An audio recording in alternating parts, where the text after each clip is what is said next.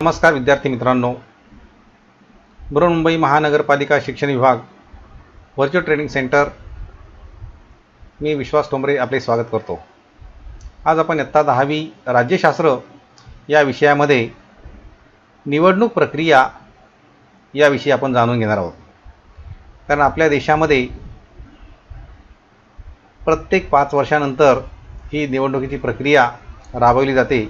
मग त्या निवडणुकीच्या प्रक्रियेमध्ये काही निवडणुका या राज्यासाठी असतात आणि काही निवडणुका या केंद्रासाठी असतात। तर आपण आपली जी संसद आहे त्या संसदेचा कारभार हा केंद्रामार्फत चालत असतो आणि त्यासाठी ज्या काही केंद्रीय पद्धतीच्या ज्या काही निवडणुका आहे, जशा लोकसभा आणि राज्य स्तरावर ज्या असतात त्या विधानसभा, अशा या निवडणुका असतात। आता निवडणुका ज्या आहेत या निवडणुका आपली जी काही राज्यघटना आहे या राज्यघटनेच्या नियमावलीनुसारच या निवडणुका पार पाडल्या जातात। कारण भारताच्या संविधानाने भारताचे धर्मनिरपेक्ष लोकशाही गणराज्य निर्माण करण्याचं उद्दिष्ट मांडलेलं आहे आणि त्यासाठी नागरिकांना न्याय मिळावा, त्यांचे स्वातंत्र्य अबाधित राहावं म्हणून आपलं जे संविधान आहे ते संविधानसुद्धा अत्यंत महत्त्वपूर्ण त्यामध्ये तरतुदी करण्यात आलेल्या आहेत। त्यामध्ये सामाजिक न्याय आणि समतेवर आधारलेला एक प्रागतिक विकसित समाज निर्माण करण्यासाठी एक साधन म्हणून आपलं भारतात संविधान महत्त्वाचं आहे। आता या संविधानाचा जो काही राज्यकारभार आहे हा 26 जानेवारी 1950 पासून सुरू झाला आणि तेव्हापासून संविधानाच्या आधारेच हा राज्यकारभार सुरू झालेला आहे। त्यामध्ये आपल्या देशामध्ये जी काही लोकशाही आहे, आता लोकशाही म्हटलं तर त्या ठिकाणी निवडणूक आल्या आणि त्या निवडणुकांमध्ये आपल्या देशामध्ये अनेक राजकीय पक्ष आहेत आणि त्या राजकीय पक्ष आपापले उमेदवार या निवडणुकीमध्ये उभे करत असतात। त्या दृष्टीने निवडणूक ही जी प्रक्रिया आहे ही निवडणूक प्रक्रिया फार महत्त्वाची आहे। भारताची ही जी लोकशाही आहे या लोकशाहीमध्ये निवडणुकीचे जे काही स्थान आहे हे अतिशय महत्त्वाचं आहे। कारण भारताच्या लोकशाहीच्या दिशेने भारत होणाऱ्या जे काही वाटचालीमध्ये आहे या निवडणुकांचा जो काही वाटा आहे फार मोठा वाटा आहे। निवडणुका आणि प्रतिनिधित्व या लोकशाहीशी संबंधित अत्यंत महत्त्वाच्या अशा प्रक्रिया आहे। निवडणुकीच्या माध्यमातून प्रतिनिधी निवडले जातात। निवडणुकांमुळे सत्ता शांतता मार्गाने बदलली जाते। वेगवेगळ्या पक्षांना राज्यकारभाराची संधीसुद्धा मिळत असते आणि आपण जे प्रतिनिधी निवडून देत असतो ते कार्यक्षम, प्रामाणिक आणि विश्वासू, शिवाय जनमताची कदर करणारे असावेत, अशा प्रकारची एक भावना ही प्रत्येक नागरिकाच्या मनामध्ये असते। आता निवडणुका घेत असताना या ठिकाणी निवडणूक आयोग आहे आपल्या देशामध्ये। आपल्या राज्यघटनेने तशा प्रकारे तरतूद केली आहे की निवडणूक आयोग जो आहे हा स्वतंत्र निर्माण केलेला आहे। कारण आपल्या देशामध्ये निवडणूक आयोगामार्फतच स्वतंत्र आणि निपक्षपणे निवडणुका घेतल्या जात असतात। यामध्ये प्रामुख्याने 2 निवडणूक आयोग आहेत, जसं एक राज्य निवडणूक आयोग आणि दुसरा आहे भारत निवडणूक आयोग। राज्य निवडणूक आयोगाचा जो काही कारभार असतो तो राज्यापुरता मर्यादित असतो आणि भारत निवडणूक आयोग यामध्ये संपूर्ण देशाच्या भागासाठी ज्या काही महत्त्वाच्या निवडणुका असतात त्यामध्ये ते भारत निवडणूक आयोग घेत असतो। परंतु राज्य निवडणूक आयोग आणि भारत निवडणूक आयोग ह्या सगळ्या हे दोन्ही एकच आहे, फक्त त्याचे 2 वेगवेगळे भाग करण्यात आलेले आहेत की जेणेकरून एवढा मोठा देशाचा विस्तार आणि त्यामध्ये प्रत्येक घटक राज्य हे सगळं एका भारत निवडणूक आयोगाला असं करणं शक्य होत नाही आणि म्हणून त्यासाठी त्यांनी राज्य निवडणूक आयोगाची ही स्थापना करण्यात आली आहे। भारतीय निवडणूक आयोग ही भारत सरकारच्या अखत्यारातील एक अत्यंत आणि स्वायत्त अशा प्रकारची घटनात्मक संस्था आहे। निवडणूक आयोगाला भारतीय संविधानाच्या 4 स्तंभामध्ये एक मानलं जातं आहे। खरं म्हणजे भारतातली निवडणूक आहे या निवडणुकीची संपूर्ण जबाबदारी ही त्या निवडणूक जो आयोग असतो त्या आयोगावर असते आणि निवडणूक आयोगामध्ये त्यामध्ये एक मुख्य निवडणूक आयुक्त असतो आणि राष्ट्रपती नेमतील इतके अन्य निवडणूक आयुक्त यांच्यासह हा निवडणूक आयोग बनत असतो। तर अशा प्रकारे हा आपला निवडणूक आयोग असतो। त्याचं कामकाज काय आहे, त्याचं कर्तव्य काय, मतदारसंघ आखणे, मतदार यादी तयार करणे, राजकीय पक्षांना मान्यता देणे आणि चिन्ह ठरविणे उमेदवार पत्रिका तपासणे, निवडणुका पार पाडणे आणि उमेदवारांच्या निवडणूक खर्चाचा ताळमेळ लावणे, ह्या सगळ्या बाबीचं जे काही काम असतं हे या निवडणूक आयोगाकडे असतं.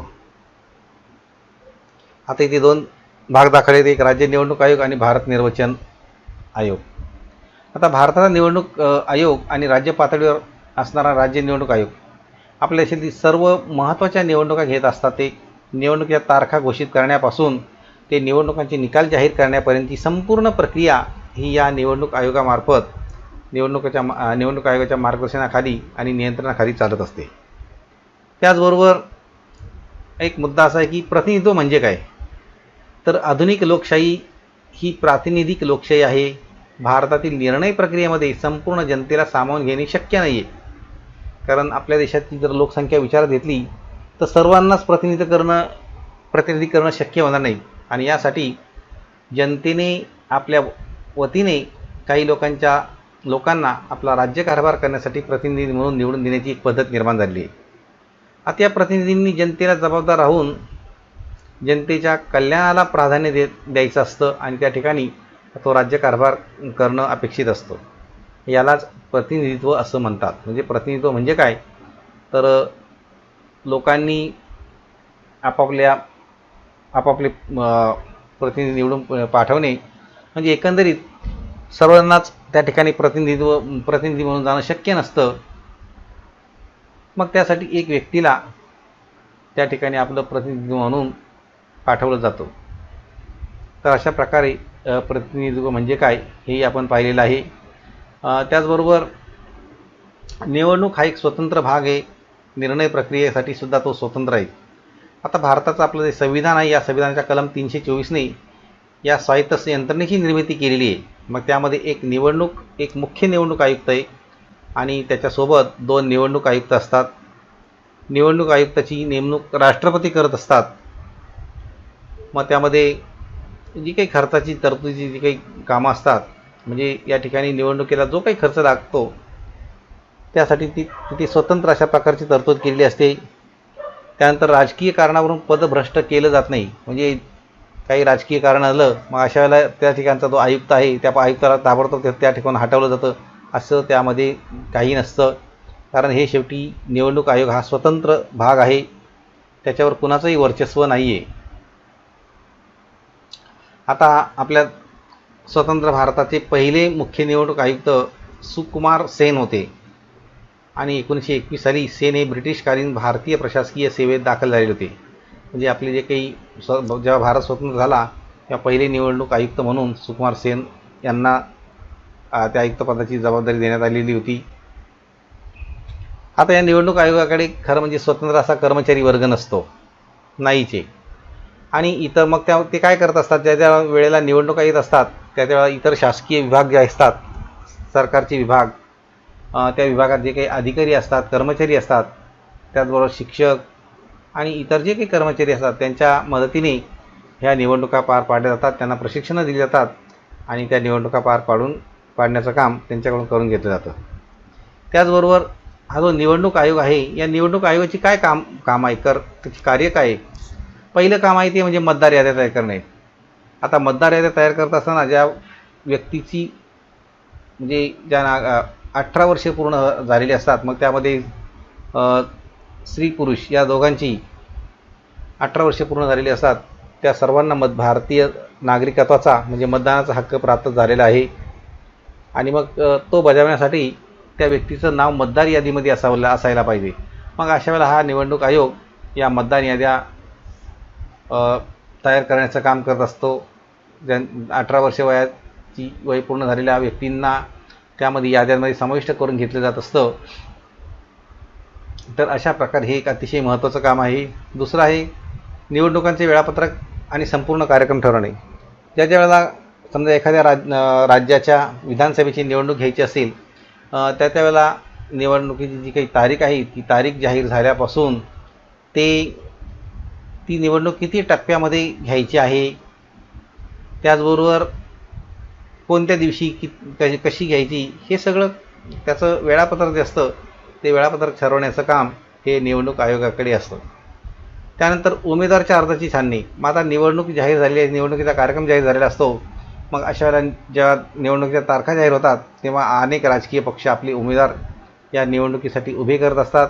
मग त्यांचे अर्ज भरून घेतले जात असतात. त्यांना त्या अर्जामध्ये जी काही निवडणूक लढवण्यासाठी आवश्यक ज्या काही बाबी असतात त्या त्यांनी अटी ज्या पूर्ण केलेल्या आहेत की नाही त्या उमेदवाराने, हे सगळं तपासून पाहिलं जातं आणि त्यानंतरच त्या व्यक्तीचा अर्ज, त्या उमेदवाराचा अर्ज त्या ठिकाणी ग्राह्य धरला जातो. नंतर राजकीय पक्षांना मान्यता देणे. आता आपल्या देशामध्ये अनेक राजकीय पक्ष आहेत. म्हणजे आपला देश बहुपक्ष पद्धती आपल्या देशामध्ये आहे. मग त्यामध्ये काही ठराविक असे काही पक्ष आहेत की जे मोठे पक्ष आहेत, परंतु याशिवाय आणखी काही छोटे छोटे स्थानिक पातळीवरचे काही पक्ष असतात. अशा आणि ते आपले उमेदवार उभे करत असतात. मग त्यांनासुद्धा मान्यता देणं गरजेचं असतं. नंतर निवडणुकीसंबंधी वाद सोडवणे. आता निवडणूक म्हटलं की त्या ठिकाणी वाद होत असतात. मग अशा वेळेला ती वाद सोडवण्याची संपूर्ण जबाबदारी ही निवडणूक आयोगावर असते. कारण त्या काळामध्ये निवडणूक आयुक्त जो असतो हा निवडणूक आयुक्त फार महत्त्वाचा असतो आणि त्याला सगळे अधिकार हे प्राप्त झालेले असतात. मग इकडे एक मुद्दा असा आला की उमेदवारांना फक्त वयाची अट असताना त्यांनी इतर माहिती निवडणूक आयोगाला देणे का महत्त्वाचे असते. कारण त्याचं असं आहे की फक्त वयच नाही तर त्या ठिकाणी ती व्यक्ती भ्रष्टाचारी आहे का, ती व्यक्ती योग्य आहे की नाही, त्या व्यक्तीचं संपूर्ण वर्तन पाहिलं जातं. त्याचं कॅरेक्टर सर्टिफिकेट त्यांच्याकडून घेतलं जातं. मग त्यामध्ये त्या उमेदवाराची पात्रता जी असते ती पात्रता लक्षात घेऊन त्या व्यक्तीला उमेदवाराचा अर्ज दिला जातो आणि त्यानंतरच त्या अर्जाची छाननी केली जाते. आणि म्हणून ही जी माहिती आहे ही माहिती, इतर माहिती निवडणूक आयोगाला देणं अतिशय महत्त्वाचं आहे. उमेदवारांना त्यांच्याकडील मालमत्तेची माहिती निवडणूक आयोगाला का द्यावी लागते. कारण या ठिकाणी निवडणुकीमध्ये भ्रष्टाचार होऊ नये, दबाव येऊ नये आणि कोणी आपल्या मालमत्ते संपत्तीवरून त्या ठिकाणी काही जे व्यक्ती असतात त्या या निवडणुकांमध्ये अतिशय वेगळ्या प्रकारची भूमिका घेत असतात. मतदानाच्या पेट्या गायब करत असतात. मग अशा वेळेला त्याचबरोबर ही जी माहिती असते ही सगळी माहिती देणं गरजेचं असतं. कारण निवडून आल्यानंतरसुद्धा त्याच्याकडे किती मालमत्ता होती, त्याने काही भ्रष्टाचार केला आहे का, याबाबतच्या नोंदी महत्त्वाच्या असतात. आणि म्हणून आपली मालमत्ता पूर्वीची किती आहे निवडून येण्यापूर्वीची ही त्या निवडणूक आयोगाला या उमेदवारांनी देणं गरजेचं असतं. आता अनुसूचित जाती, अनुसूचित जमातीसाठी काही मतदारसंघ राखून ठेवले जातात. ही गोष्ट अतिशय खरी आहे. कारण प्रत्येक जाती जमातींना प्रतिनिधित्व मिळालं पाहिजे म्हणून ह्या अनुसूचित जाती जमातीसाठी खास असं मतदारसंघ राखून ठेवलेले जात असतात.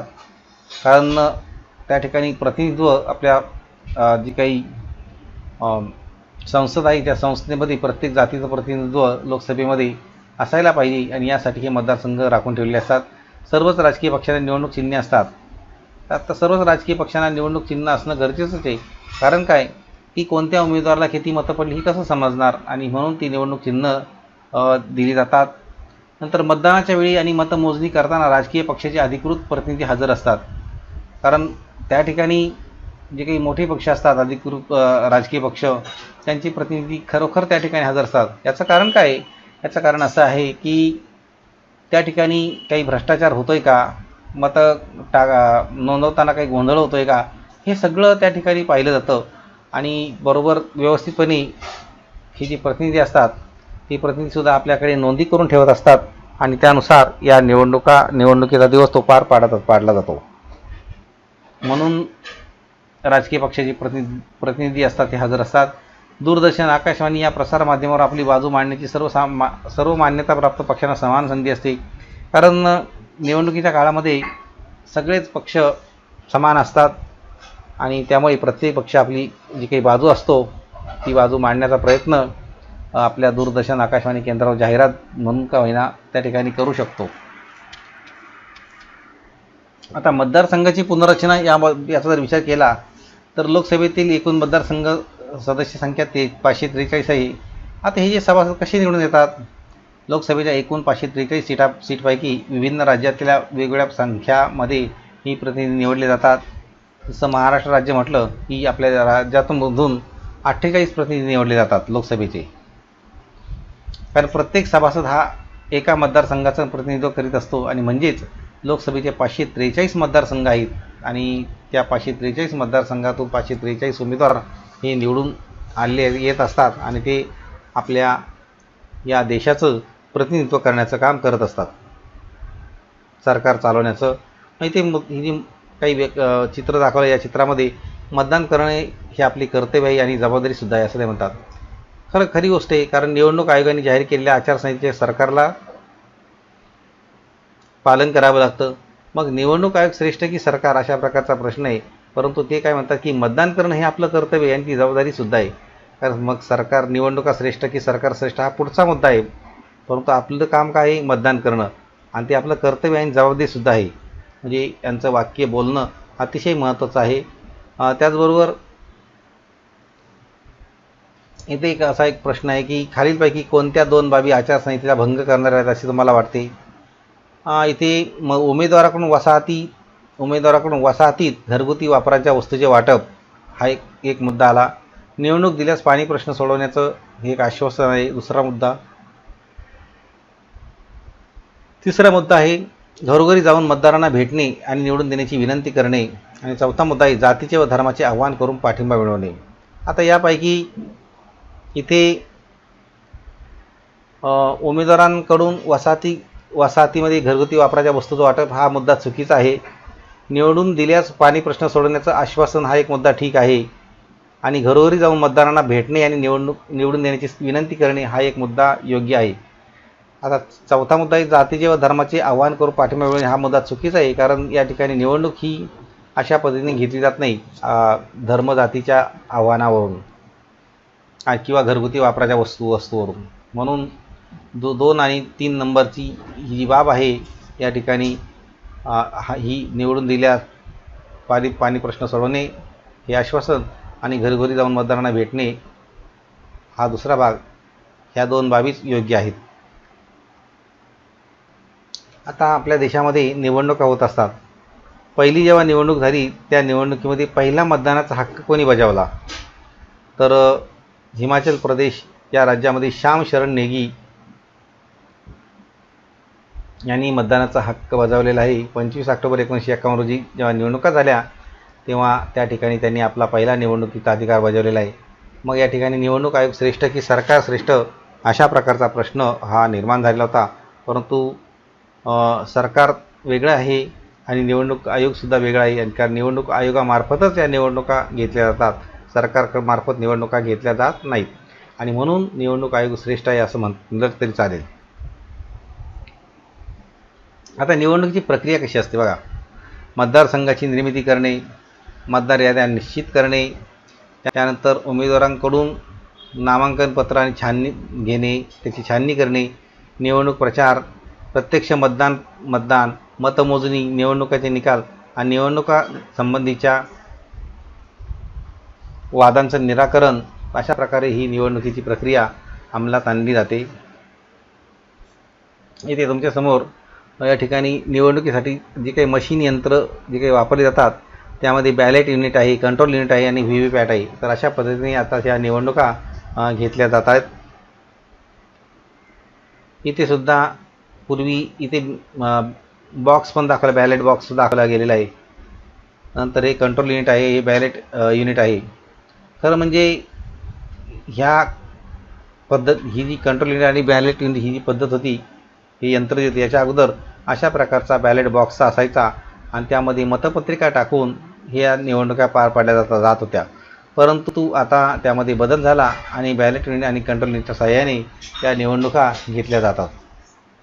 म्हणजे या ठिकाणी कमी वेळ हा महत्त्वाचा ठरलेला आहे आणि कमी वेळेमध्ये लवकरात लवकर निकाल लावले जातात. म्हणून बॅलेट युनिट, कंट्रोल युनिट यावर मतदान घेणं हे अतिशय सोपं झालेलं आहे. म्हणून ही पद्धतही चांगली आहे. आता आपण या निवडणूक प्रक्रियेवर बरीचशी माहिती घेतलेली आहे आणि खरं म्हणजे ही निवडणूक प्रक्रिया अतिशय महत्त्वाचा भाग आहे आणि म्हणून तुम्ही या निवडणुकीच्या संदर्भामध्ये अधिक माहिती आपल्या पुस्तकात सुद्धा दिली आहे, ती तुम्ही घ्यायची, वाचायची. धन्यवाद.